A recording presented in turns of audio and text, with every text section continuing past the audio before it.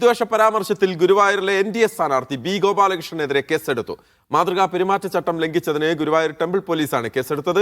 പെരുമാറ്റച്ചട്ട ലംഘനവും ജനപ്രാതിനിധ്യ നിയമത്തിലെ വകുപ്പുകളും ചേർത്താണ് കേസ്. ഗുരുവായൂർ റിട്ടേണിംഗ് ഓഫീസറുടെ പരാതിയിലാണ് നടപടി.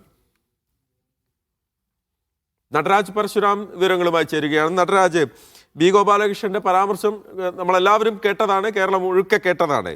സ്വാഭാവികമായും അതിനെതിരെ നടപടിയുണ്ടാകും എന്ന് പ്രതീക്ഷിച്ചതുമാണ്. അപ്പോൾ എന്താണ് ഗോപാലകൃഷ്ണന്റെ മറുപടി ഈ കാര്യത്തിൽ വന്നിട്ടുണ്ടോ? ഇപ്പോൾ ഗുരുവായൂരിൽ ഒരു ഹിന്ദു MLA വരണം എന്ന തരത്തിൽ ഗോപാലകൃഷ്ണൻ നടത്തിയ പരാമർശം, അതിനോട് ചേർന്ന് അദ്ദേഹം നടത്തിയ വീഡിയോ ഒക്കെ തന്നെ പ്രചരിച്ചിരുന്നു. ഇക്കാര്യത്തിൽ മുഖ്യ തെരഞ്ഞെടുപ്പ് ഓഫീസർ ജില്ലാ കളക്ടറോട് റിപ്പോർട്ട് തരികയായിരുന്നു. കളക്ടർ നൽകിയ റിപ്പോർട്ടിന്റെ അടിസ്ഥാനത്തിലാണ് അദ്ദേഹത്തിനെതിരെ കേസെടുക്കാൻ തെരഞ്ഞെടുപ്പ് കമ്മീഷൻ നിർദ്ദേശം നൽകിയതും ഗുരുവായൂർ പോലീസ് കേസെടുത്തതും.